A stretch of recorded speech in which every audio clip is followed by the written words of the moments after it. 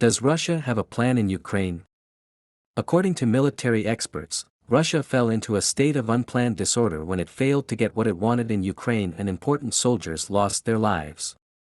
At the beginning of the invasion, Russia, which also benefited from the lack of high-end military technology that was not available to the Ukrainian army, occupied several important places. However, thanks to the superhuman resistance of the Ukrainian armed forces and the significant leadership of Ukrainian President Volodymyr Zelensky, Russia fell into a state of unplanned disorder in the invasion of Ukraine. Military experts said that military equipment, in particular, provided by the United States and the countries of the Western Bloc, has become the dreaded dream of Russians. According to the data released by the Ukrainian General Staff, it is known that morale is very bad in the Russian army, which lost about 40,000 soldiers during the occupation and lost hundreds of soldiers every day due to the occupation. Military experts comment that Ukraine, which has established military superiority on some fronts over the demoralized Russian army, may emerge victorious from the war. There are developments in Russia that will annoy Putin. The British Daily Mail news agency reports that one of the closest figures to Russian President Vladimir Putin has been poisoned. According to a British media outlet citing a source in Moscow, the assassination of the head of the Russian Security Council, Nikolai Patrushev, whom Putin trusts enough to entrust his seat, was carried out.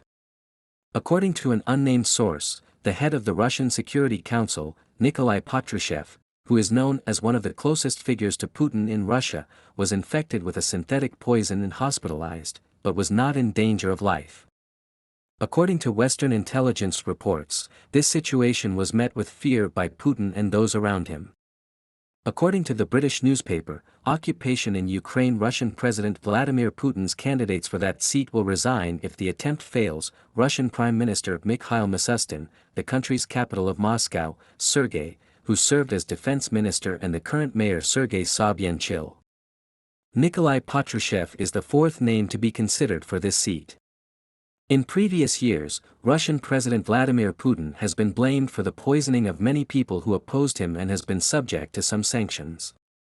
The most famous of these was the poisoning of Alexander Litvinenko, one of the former agents of Russia, with the substance polonium-210 in London, the capital of the United Kingdom, in 2006.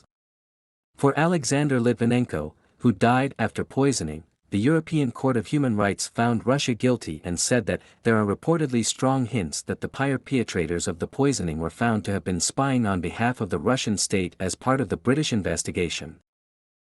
Ukrainian President Volodymyr Zelensky, who is one of the symbolic figures of an important resistance in Ukraine, has made important appointments and dismissals in the country's administration. According to the decision published on the website of the Ukrainian presidency, Malyuk, who holds the post of deputy head of the institution, was appointed deputy head of the security service by proxy. Zelensky had dismissed the head of the security service, Ivan Bakanov, and the prosecutor general of Ukraine, Irina Venediktova. Commenting on the issue, the Ukrainian President Volodymyr Zelensky, security and law enforcement in the occupied territories of remaining cooperating with the Russians by expressing more than 60 employees, with the manager stated that this situation created serious problems. While the Russian army had difficulty maintaining control at many points it occupied, many Russian soldiers lost their lives due to an incident at the Zaporizhzhia nuclear power plant, which is unknown what happened. Speaking about what was announced in the news as an enigmatic incident, the mayor of Enerhodar, where the station is located, Dmytro Orlov, said that the soldiers were very scared and ran in panic. Some of them were in intensive care in the hospital. It is not known why the incident happened and what caused it.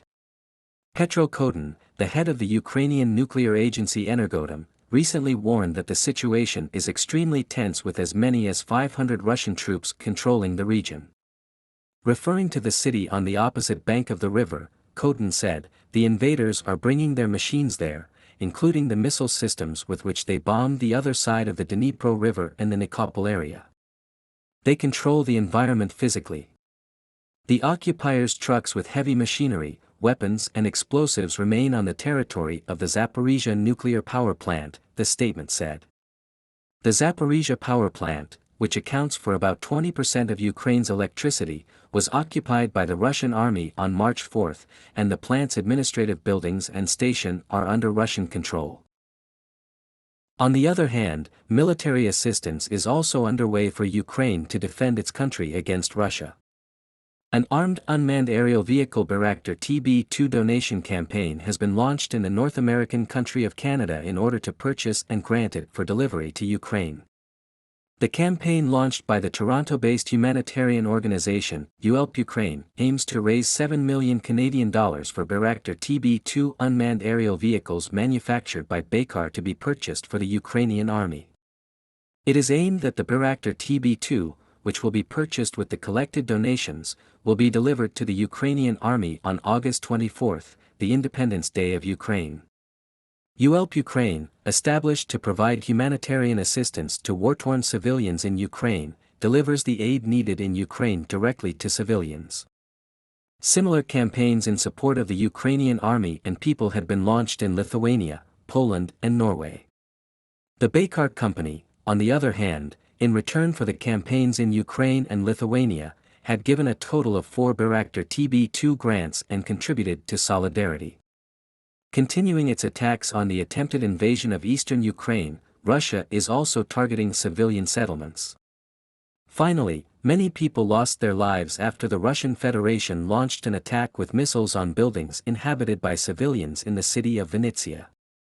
There had been many reactions to this attack from the world, especially from Ukrainian President Volodymyr Zelensky. In the latest development, a missile was fired by the Russian armed forces at the center of the city of Kramatorsk, located 25 kilometers from the Donetsk front line, where the most violent clashes deck between the Ukrainian army and the Russian army in the Russian invasion attempt. The missile exploded in the middle of 4 apartment buildings in the center of the city, causing severe damage to the surrounding infrastructure and buildings, and 6 civilians were injured as a result of the explosion. The head of the Kramatorsk Police Investigation Department, Captain Dmytro Morozov, who conducted an inspection of the wreckage site, reported that the missile fired by the Russian army into the city hit residential buildings in the center of the city where only civilians live, without military infrastructure. The missile exploded in the middle of apartment buildings at about 11:35 a.m. local time, Morozov said, adding that according to information from bomb experts, the missile exploded in the air without hitting the ground. Expressing that the missile that hit the city was launched from the plane by Russian forces, Morozov said, according to the available information received, 6 civilians were injured as a result of the explosion. One of them is decimated. He used the phrase. Morozov also announced the beginning of the investigation into the attack. The oil, energy, and grain crisis, which broke out due to Russia's attempt to invade Ukraine, is one of the important agenda items of the world. The European Union, which wants to reduce the need for natural gas that they receive from Russia, is in contact with Azerbaijan. The President of the European Union Commission Ursula von der Leyen, who aims to increase the import of natural gas from Azerbaijan, had gone to Baku, the capital of Azerbaijan.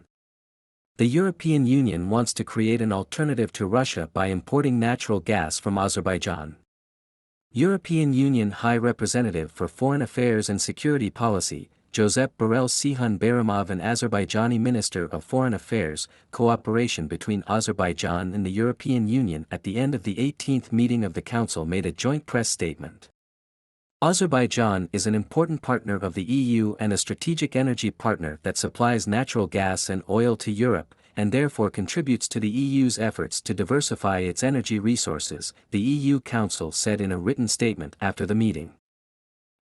Energy was an important issue in our negotiations based on the new Memorandum of Understanding on Strategic Partnership in the Field of Energy signed between the EU and Azerbaijan yesterday.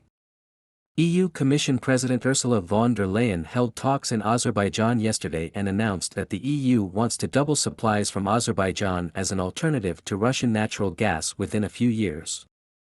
The fact that Gazprom, the largest energy company in Russia, can stop the flow of gas to its European customers is on the agenda. The company may declare a force majeure and stop the flow of gas. RusEnergy co-founder Mikhail Krutikhin, in an interview with Germany's Deutsche Welle, said that the instruction may have come from Russian President Vladimir Putin, saying that it was a declaration of war. Economists predict that Putin's cessation of the flow of natural gas due to the defeat in Ukraine may affect the major economies of Europe, as well as Russia, which will lose customers for natural gas, may have worse economic consequences. NATO, on the other hand, wants to join Sweden and Finland in the Union in order to multiply its allies on the European continent and protect them from Russian danger.